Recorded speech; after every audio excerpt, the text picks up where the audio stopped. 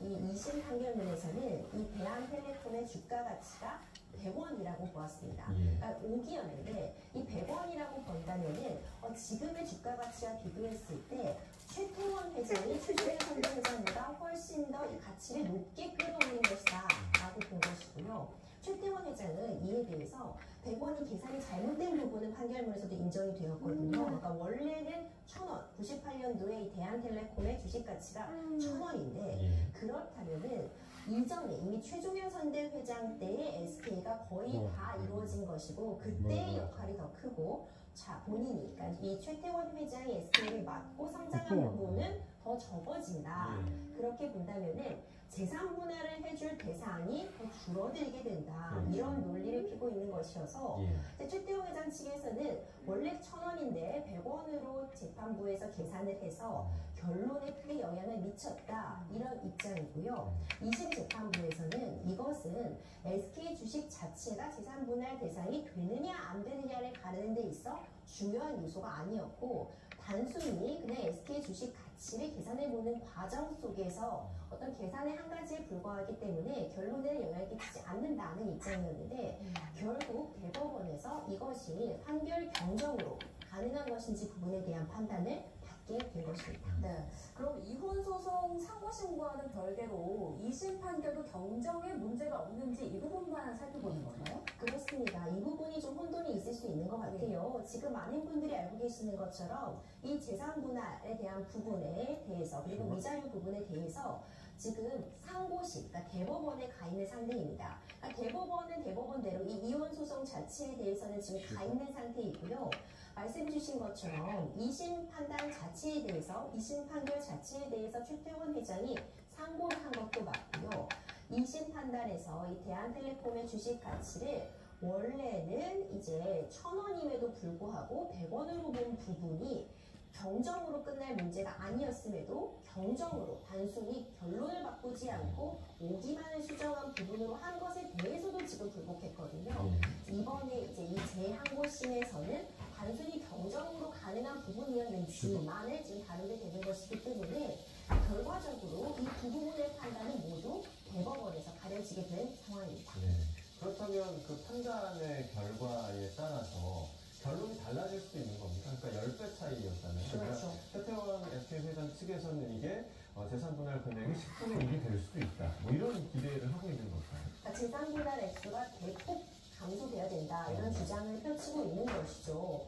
이제 이와 관련해서 사실 이 두 재판이 동일한 내용을 담고 있는 것처럼 보이지만 사실상 좀 다른 포인트가 있습니다. 이것을 경정으로 가릴 수 있는 문제인지 없는지에 대해서가 재항고에 대해서 다뤄지는 부분이기 때문에 아마 경우에 따라서는 이게 경정으로서 가능한 부분이었냐를 먼저 판단을 받고 그 이후에 이 이혼 사건에 대한 상고심이 진행될 가능성도 있고요. 경우에 따라서는 이 두 개를 동시에 같은 날 판단을 내릴 그런 상황도 예측은 가능한데 유불리에 대한 이야기가 많이 나오고 있는 것 같습니다. 물론 판결문에서도 단순 오기라는 부분이 발생할 수는 있습니다. 하지만 이것이 어떤 주식의 가치를 결정함에 있어서 100원이냐 1,000원이냐가 어쨌든 계산 과정에서 큰 차이를 불러일으키기 때문에 이 부분에 대해서는 적어도 2심 판결이 최태원 회장이 사실상 완패했다 이런 평가를 받고 있는 판결이어서 어쨌든 그 판결에서 오기가 있다는 부분은 최태원 회장이 이제 상고심 대법원에서 좀 더 싸움을 무기가 되는 부분은 맞지만요. 지금 2심 재판부에서 밝히고 있는 것처럼 2심에서 1조 3,808억 원이라는 어마어마한 재산 분할이 가능했던 건 일단 재산 분할 대상에 1심과는 다르게 SK 주식이 포함되었기 때문입니다.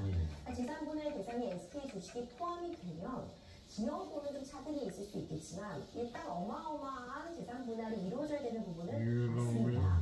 그렇기 때문에 이제 경우에 따라서는 이것이 잘못된 부분은 맞지만 SK 주식 자체가 재산 분할 대상이 되냐 안 되냐를 판가름 할 만한 그 정도의 결정적인 요인은 될 수 없을 것이다. 이런 제기도 나오고 있어서 사실 최태원 회장 입장에서는 이제 기회가 한 번밖에 남지 않았습니다. 이대로 판결이 확정이 되거나 유사하게 판결이 나온다면은 정말 막대한 재산 분할이 이루어질 수밖에 없는 상황이어서 이번에 판결 경정이 문제된 부분 다투는 것은 물론이고요. 그 외에도 추가적으로 재산 분할 액수를 낮출 수 있는 SK 주식 자체 제가재산분할 대상에 제외될 수 있도록 하는 조치, 내지는 2심에서는 노소영 관장의 기여도가 35%로 책정이 되었는데 이것을 또 대폭 낮추는 방식, 이 모든 방식들을 총동원할 것을 예측할 수 있습니다. 네, 2심 판결 경정에 대한 심리 그리고 이혼소송 상고심까지 대법원의 판단에 관심이 집중되고 있습니다.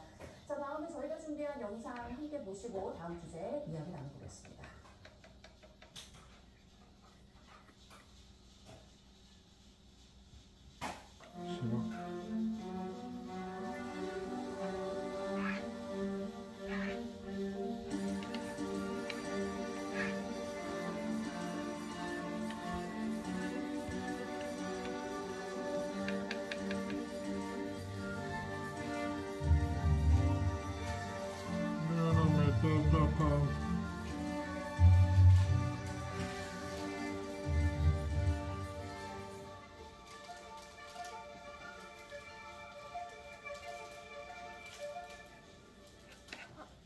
네, 잊을만 하면 되풀이되는 경비원에 대한 입주민의 갑질 사건 지금부터 볼 텐데요. 법원이 아파트 관리 노동자에게 폭언과 갑질을 일삼은 입주민에게 1인 한 최대 2천만 원을 배상하라 이렇게 판결했다고요? 그렇습니다. 사실 갑질이라는 단어성에 여러 가지 의미가 내포되고 있는데 이번 사안 같은 경우에도 정말 극악무도한 그런 모습을 보였던 것 같습니다.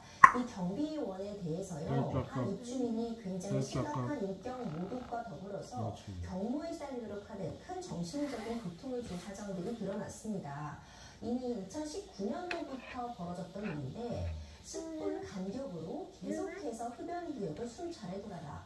그리고 개인 택배를 본네기까지 배달해달라고 부탁하는 것은 물론이고요. 폭언의 수위도 정말 어마어마했습니다. 뭐 개처럼 지져봐라. 아니면 부모님 욕을 하면서 뭐 무덤에서 부모님을 뭐 가져와라. 말도 안 되는 소리죠.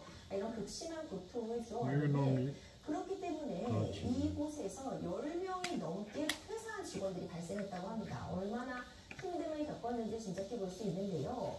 이에 대해서 법원에서 손해배상 판결이 나왔는데 그러니까 총 지백된 액수는 4,500만 원이었습니다. 관리사무 소장에게 2천만 원, 그리고 직원에게 2천만 원, 이들을 해고하라고 지속해서 이제 괴롭힘을 당한 입주민 대표 회장에게 500만 원 이렇게 위자료 청구가 인정이 되었습니다. 말씀 주신 것처럼 개인에게 이제 최대 2천만 원의 위자료 청구가 이제 배상 판결이 인정이 된 것인데, 그러니까 통상적인 위자료 액수에 비해서는 2천만 원 정도면 이런 사안에서 많이 나온 것은 맞습니다. 그런데 이 사람이 벌인 이 행각, 이 오랜 기간 동안 지속적인 괴롭힘이라고 볼 수밖에 없거든요. 이 사람이 이런 폭언이나 이런 말도 안 되는 업무를 시키는 것 외에도 이런 피해자들에 대해서 지속적인 고발전, 고소전, 그리고 손해배상 청구를 오늘 역으로 하기도 했어요. 이 부분들이 이제 모두 인정은 되지 않았지만 이런 지속적인 괴롭힘이라는 사정을 감안할 때 과연 2천만 원이라는 위자료 청구 액수가 정말 많이 이례적으로 손해된 부분은 맞으나 아직까지 갈 길이 먼 것이 아닌가. 이 정도의 액수로서 아직 우리가 충분히 이런 갑질 범죄를 근절시키기에 충분하다고 보기에는 어렵지 않을까. 이런 좀 아쉬움도 나는 상황입니다. 네, 자, 위자료 2천만 원이 상향된 금액이라고 하셨지만 집행유예는 너무 처벌이 약한 거 아니냐 이런 지적이 있을 수도 있을 것 같아요. 그렇죠. 당연히 이 상황이 이제 민사적인 배상 청구는 그렇고요. 형사적인 처벌도 인정은 되었습니다. 폭행 생각해 볼 수 있고요. 그리고 지금 보복 협박, 지금 이렇게 피해 사실을 진술한 사람에 대해서 가만두지 않겠다 이런 보복 협박도 일삼았거든요. 당연히 그런 모욕적인 언사에 대한 모욕죄에 대한 부분이 문제가 되었는데 집행유예형이 나왔습니다. 폭행이나 보복 협박 부분에 대해서는 징역 1년에 집행유예 2년 선고되었고요.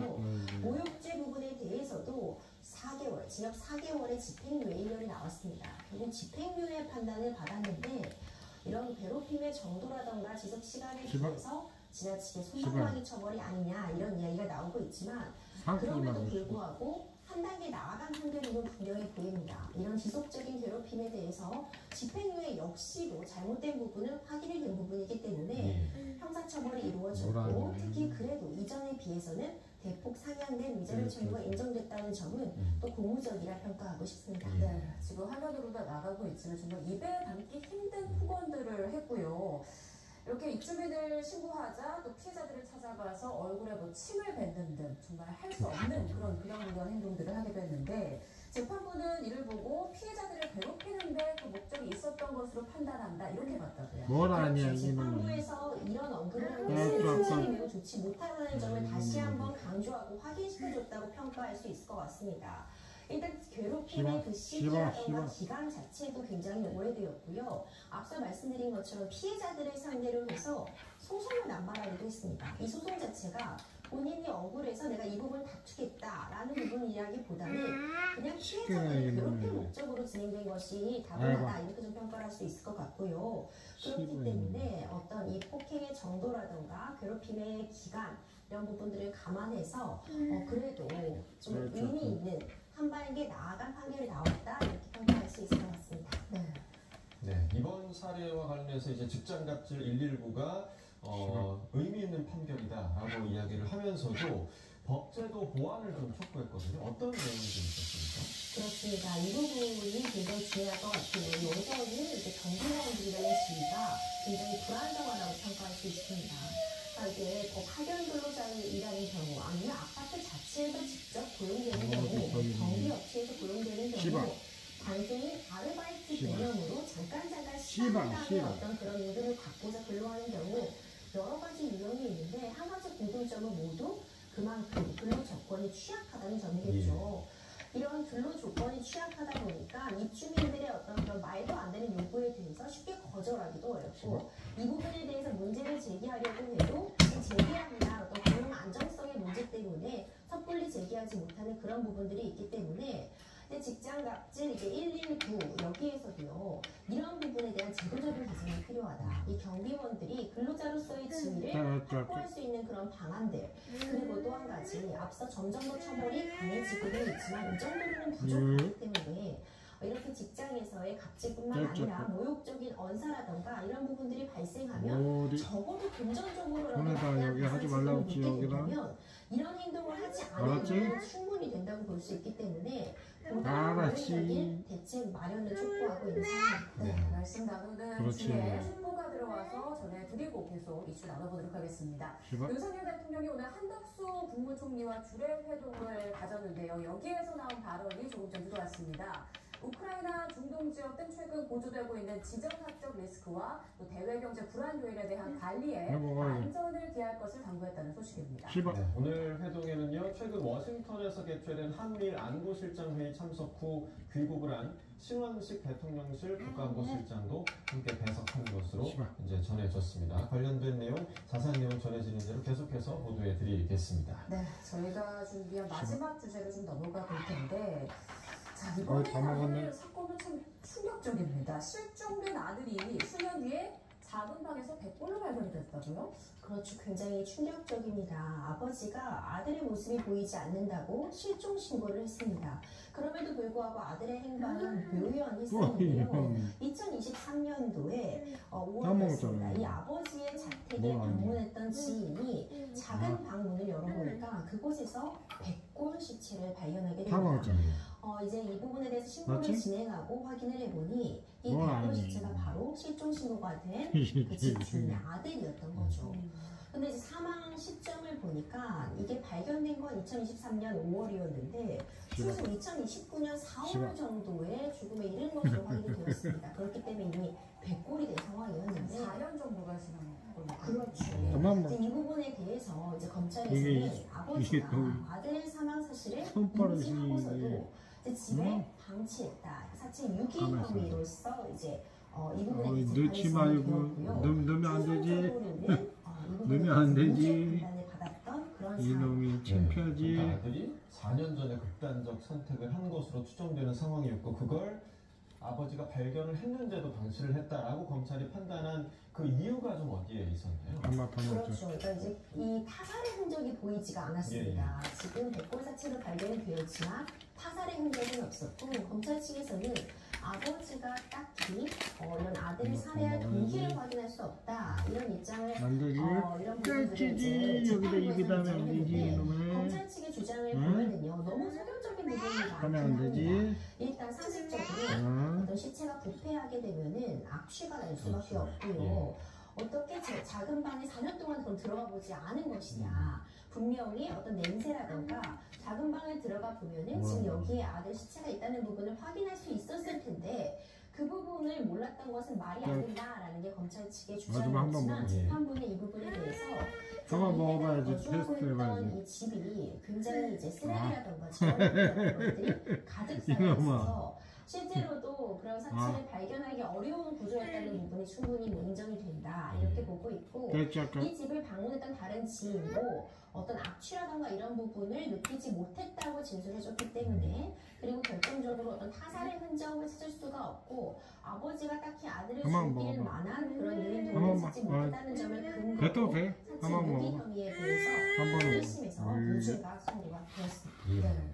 검찰은 1심 판결에 불복해 이제 항소를 제기했는데 항소심 재판 과정에서 장점은 뭐가 될까요? 그렇죠. 원심적인 부분은 분명히 있는 것 같습니다. 어떻게 발견을 하지 못했는가? 그리고 심지어 2023년도 5월에 이 백골 사체가 발견된 이후에도 이 아버지가 이 시신 인수를 거부해서 명목으로 장례가 진행이 되었다는 얘기가 나오고 있어서 좀 너무나도 좀 상식선에서는 납득이 좀 어려운 부분들이 있어서 이제 검찰은 항소심에서 추가적으로 과연 이렇게 집안에 시체가 방치되어 있다는 점을 정확히 인지할 수 없었는지 인지할 가능성이 아예 없었는지 알고 있었음에도 이걸 고의적으로 방치하거나 아니면 뭔가 숨을 참는 것이 아닌지 이 부분을 입증하는 초점을 맞출 것으로 보입니다. 네, 알겠습니다. 지금까지 임주일 변호사와 함께 주요 사건 사고들 짚어봤습니다. 고맙습니다. 한번 먹어. 원래 이놈이지. 뭐라 하냐. 현재 내륙은 선선한 가을 날씨를 보이고 있지만 동해안을 중심으로는 비가 내리고 있습니다. 네, 양은 적지만 돌풍이 동반되겠고 내일은 제주도에 비가 내리겠습니다. 현장 연결해서 이 시간 날씨 알아봅니다. 이혜민 캐스터. 네, 평화공원에 나와 있습니다. 네, 지금 서울 바깥 날씨는 어떤가요? 네, 현재 서울 하늘에는 구름만 조금 지나고 있고 그 사이로 볕이 내리쬐고 있습니다. 기온은 19.5도로 선선함이 느껴지는데요. 공원에 나와보니 단풍도 물들어가고 있어서 깊어가는 가을을 더욱 실감할 수 있습니다. 네, 가을이 되면 미세먼지가 말썽이잖아요. 지금 상황은 어떻습니까?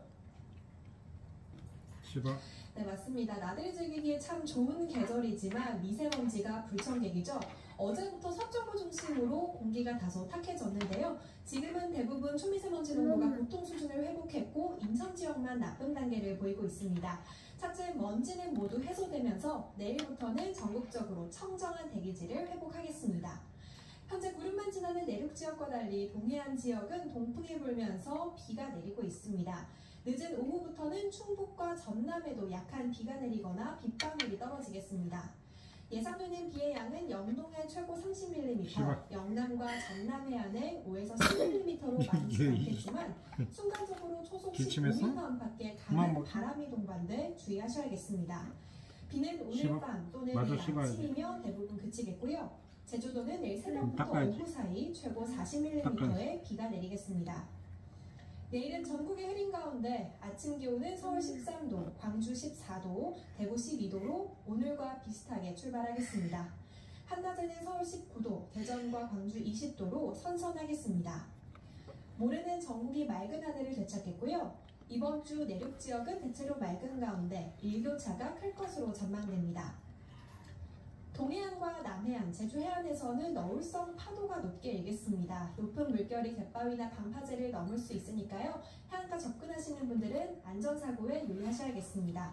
지금까지 평화공원에서 YTN 이혜민입니다.